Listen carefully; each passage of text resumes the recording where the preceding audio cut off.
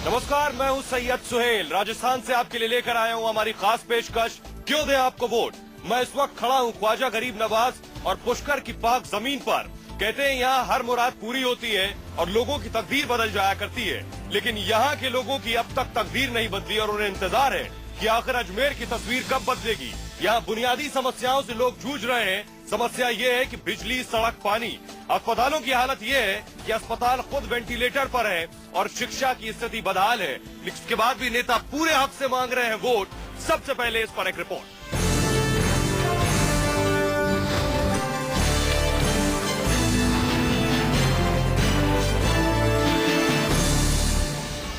जनता की उम्मीदों, जनता के दुख दर्द और जनता की आवाज का कारवां लिए आज हम ख्वाजा के शहर अजमेर में हैं। वही अजमेर जहां की फिजाओं में ख्वाजा की बंदिशों के गीत गूंजते हैं। लेकिन हमारे खास कार्यक्रम क्यों दें आपको वोट में हमें सरकार और सिस्टम पर सुलगते सवाल सुनने को मिले। सांप्रदायिक सौहार्द और इंसानी भाईचारे का संदेश देते इस शहर के चुनावी समीकरण भी जातीय आधार पर ही सिमट कर रह गए हैं। बीजेपी और कांग्रेस दोनों ही पार्टियों ने टिकट बंटवारे में भी खुलकर जाति समीकरणों को तरजीह दी है। अजमेर जिले में 8 विधानसभा सीटें हैं, 5 पर कांग्रेस का कब्जा है, 3 सीटें बीजेपी के खाते में हैं। लेकिन जातीय नजरिया क्या उलटफेर करेगा, इस बारे में कुछ भी नहीं कहा जा सकता। अजमेर शहर की उत्तर और दक्षिण सीटों पर कांग्रेस और बीजेपी में कांटे का मुकाबला है। अजमेर उत्तर से श्री गोपाल बाहेती कांग्रेस से मैदान में है। उनका सामना बीजेपी के वासुदेव देवनानी से है, जो 10 साल से विधायक हैं। अजमेर उत्तर में सिंधी वोटरों की अच्छी खासी तादाद ने देवनानी को दंगल में मजबूती दे दी है। अजमेर दक्षिण में कोली जाति का वर्चस्व होने के नाते यहाँ से दोनों पार्टियों ने कोली समाज के उम्मीदवारों पर दाव खेला है। यहाँ कांग्रेस के हेमंत भाटी की बीजेपी की अनीता भदेल से टक्कर है। अजमेर के लोगों की बुनियादी जरूरत है चिकित्सा, बिजली, पानी और वहाँ की सड़कों का अच्छा होना, जो अभी तक नहीं हो पाया है। अजमेर जिले की 8 में से 5 सीटों पर कांग्रेस का कब्जा और 3 बीजेपी की झोली में है। और वहीं अगर जातिगत समीकरण देखें तो उत्तर में सिंधी समाज और दक्षिण में कोली समाज भारी पड़ता है। ऐसे में सभी उम्मीदवारों को विकास के दावों के साथ साथ जातिगत समीकरण दिखाना भी बेहद जरूरी है। धीरज भटनागर, अजमेर, न्यूज़ 24। इस वक्त मैं अजमेर उत्तर के अन्ना सागर झील पर मौजूद हूं और हमारे साथ बहुत ही खास मेहमान हैं। कांग्रेस से हमारे साथ हैं ललित भाटी जी, इसके अलावा बीजेपी से नीरज जैन जी और निर्दलीय कैलाश शर्मा जी। तो जनता पूछ रही है सवाल, क्यों दें आपको वोट। मेरा सवाल आपसे ये है ललित जी कि यहाँ न सड़क है, न बिजली, न पानी, उसके बाद भी जनता आखिर क्यों वोट दे आपको। देखिए, सड़कों के विकास के लिए हम लोगों ने कोई कोर और कसर बाकी नहीं रखी। ललित जी, सड़कों की सच्चाई मैं आपको बताऊं, मैं यहाँ आया, जगह जगह पैच लगे हुए, चुनाव से पहले ये सारे गड्ढे भरे गए। देखिए, बारिश इस बार इतनी जबरदस्त पड़ी है कि उस बारिश के चलते हुए सड़कें खस्ता हाल हुई है। इसे हमें स्वीकार करने में कोई ऐतराज नहीं है, मगर सड़कों की कोई दुर्दशा ये लंबी समय से रही। यानी आप कह रहे हैं सड़कों की हालत ठीक थी, बिजली आज भी 4 घंटे गांव तक बिजली पहुंच रही है, उसके बाद भी यहाँ अघोषित कटौती होती है। पानी की स्थिति यह है कि 2 दिन गर्मी में पानी 2-2 दिन नहीं आता है। बिजली की कोई अघोषित कटौती नहीं है, मैं आपको बता दूं। बहुत से ग्रामीण इलाके हैं अजमेर जिले के अंदर ही जहाँ बिजली नहीं आती, 4 घंटे से ज्यादा बिजली नहीं है। नहीं, आपके पास में गलत सूचना है। आज लोगों से सवाल लूंगा ही। मैं बताता हूं आपको कि 6 घंटे नियमित रूप से हम जो है कृषि प्रयोजनार्थ बिजली की सप्लाई कर रहे हैं। घरेलू उपभोग के लिए 24 घंटे गांव के अंदर बिजली आज भी दी जा रही है।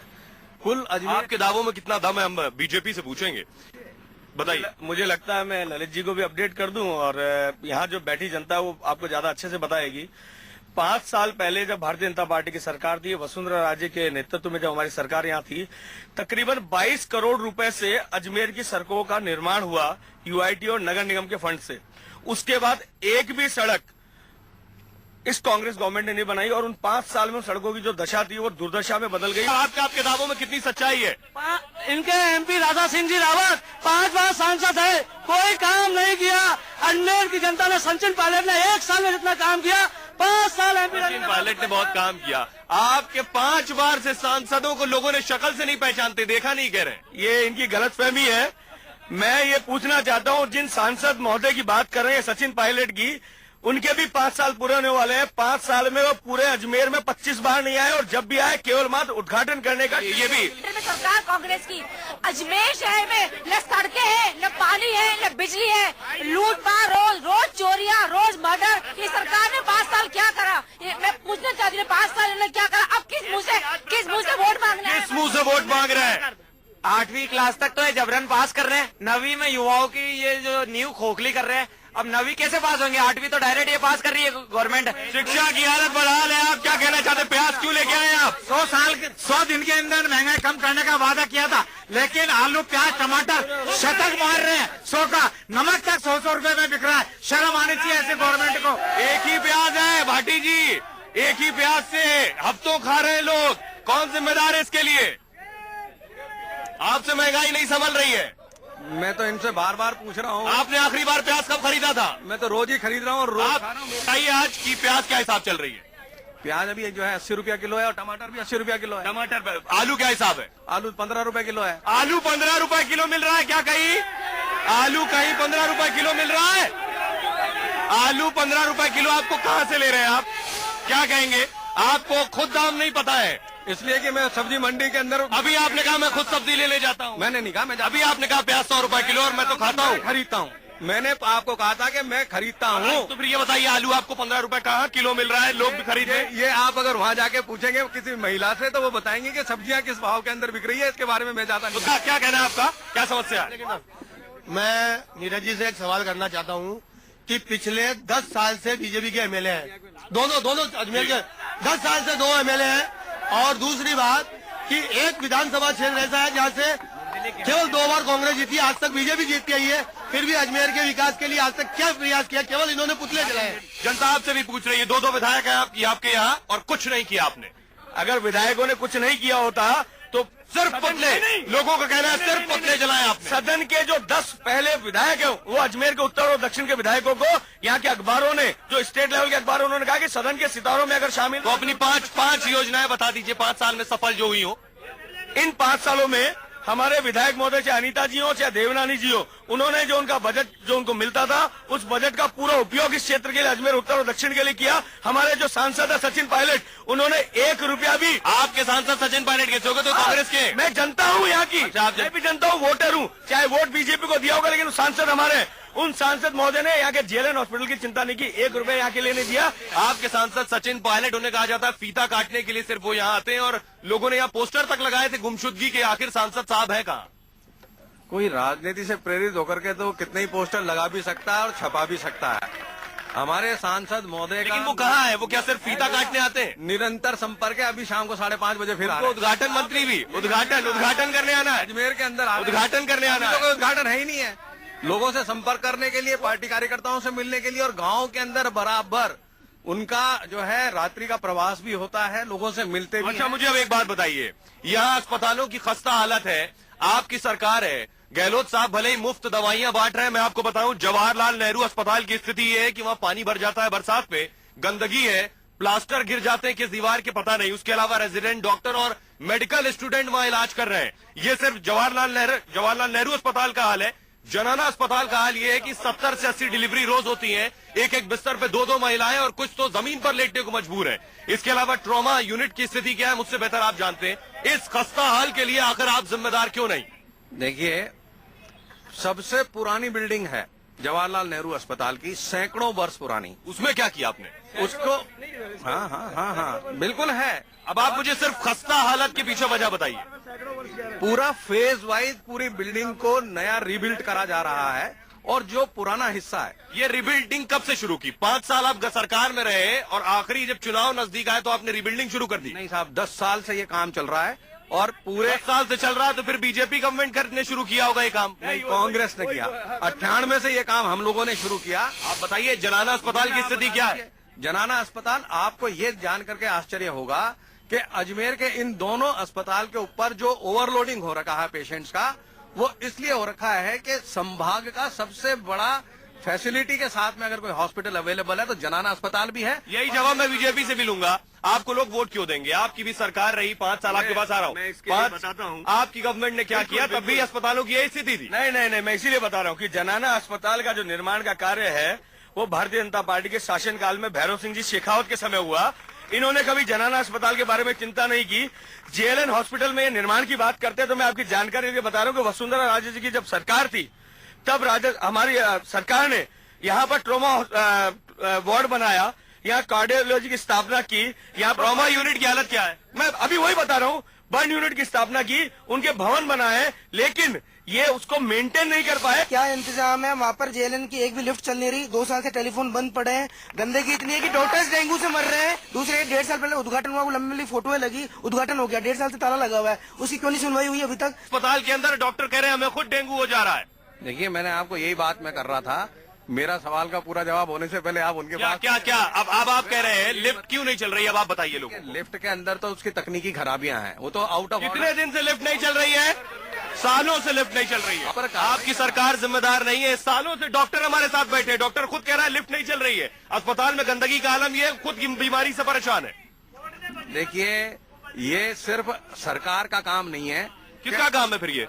इसमें जितने भी अटेंडेंट्स आते हैं, परिवार के लोग आते हैं, वही गंदगी फैलाने के सबसे बड़े वाह, कारण हैं। नेताजी का सवाल। नेताजी का कहना है कि गंदगी तो आप लोग फैलाते हैं, इसलिए आप जिम्मेदार हैं, सरकार जिम्मेदार नहीं है। सच्चाई है। जो लोग, जब आप ये कह रहे हैं तो ये जनता आखिर क्यों आपको वोट देगी? सच तो मानना पड़ेगा। यही लोग वहाँ पे जाकर के पान गुटखा खाना, थूकना करना, ये सारा का सारा गंदगी का काम जो लेकिन इन्हीं लोगों से वोट मांगने इनके द्वारे पे भी जाते हैं आप। हम जाएंगे, इनका और हमारा तो चोली दामन का साथ है, मगर गंदगी तो फैलाने के लिए व्यवस्था करना भी आपका काम है और सफाई करना दोनों हाथ से ताली बजाने का काम है। लेकिन आप तो हाथ ही आगे नहीं बढ़ा रहे। आप तो हाथ आगे नहीं बढ़ा रहे। झाड़ू लेकर के चले और आप पीछे से मिट्टी फैलाते चलो, ऐसे सफाई नहीं होती है।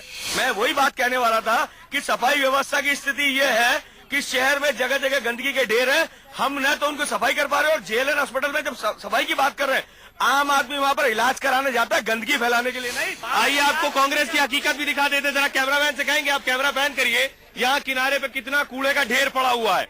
इसके लिए कहना यह है कि जिम्मेदार आप लोग हैं, क्योंकि गंदगी आप फैलाते हैं। भाटी जी, क्या वजह है कि इस प्रदेश में, इस अजमेर जिले में सबसे ज्यादा भ्रष्टाचार है? SP Rajesh Meena, SP Lokesh Sonwal jail में हफ्ता वसूली के मामले में। 12 एसएचओ खुले घूम रहे हैं मंत्री को धौंस दी एक्सपोज करने की। इसके अलावा आईपीएस अजय सिंह रिश्वत लेते गिरफ्तार हुए। राजस्थान माध्यमिक शिक्षा बोर्ड वित्तीय सलाहकार आय से अधिक संपत्ति के मामले में जेल में है। लिपिक भर्ती में रिश्वत चली। Ajmer UIT Narayan Bhagat land to land में आरोपी हैं। क्या आप तैयारी में भ्रष्टाचार पर किताब लिखने में?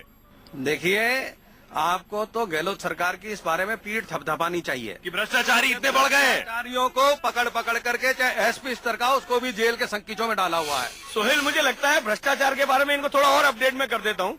अधिकारी तो जेल में गए, लेकिन नेताओं के बारे में क्या कहना है? मिस्टर क्लीन की छवि रखने वाले अशोक गहलोत जो मुख्यमंत्री है, उन पर भी भ्रष्टाचार के आरोप लगे। और अजमेर में दीप दर्शन सोसाइटी के नाम का जो घोटाला हुआ, उनमें उनके बेटे का नाम आया, उस पर कोई कार्रवाई इन्होंने नहीं की। केवल मात्र 2-3 अधिकारियों को यहाँ से हटा करके इतिश्री कर ली। केवल मात्र अशोक गहलोत का अजमेर का दीप दर्शन घोटाला ही नहीं, ओम कोठारी के साथ मिलकर के जिस प्रकार से सारे घोटालों के जवाब दीजिए आप।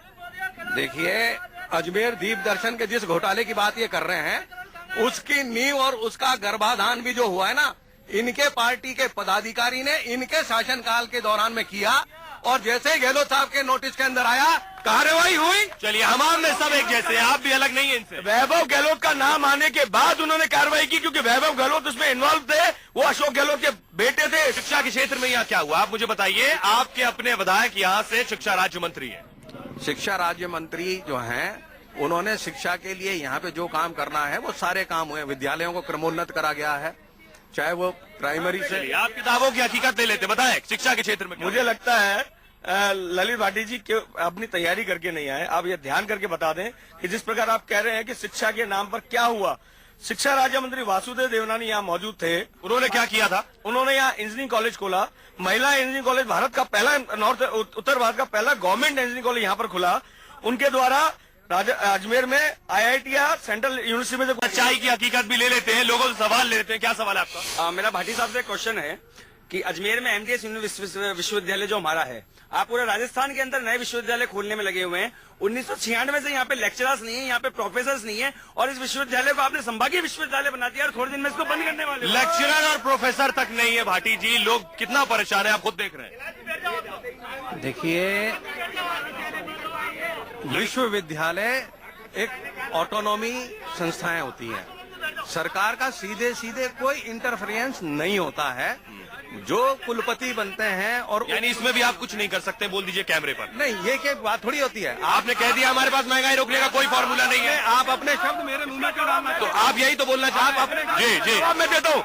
एंड वहाँ इसलिए नए लेक्चरर्स की भर्ती नहीं होती है कि जब भर्ती हो जाती है उनका लिफाफा खुलने वाला होता है, तो जो गवर्नर जो मौजूद है वो उस पर रोक लगा देती है, उन अपॉइंटमेंट्स को नहीं किया जाए, और 4.5 साल तक वो अपॉइंटमेंट्स नहीं हो पाते हैं, और आज तक वो लिफाफे बंद के बंद पड़े। नहीं तो वहां पर नए लेक्चरर्स की नियुक्ति हो जाती। केवल मात्र कांग्रेस की एक जो राज्यसभा की सांसद है, उनके पत्र के पर कार्रवाई करते हुए राज्यपाल महोदय द्वारा रोक लगाई दी गई।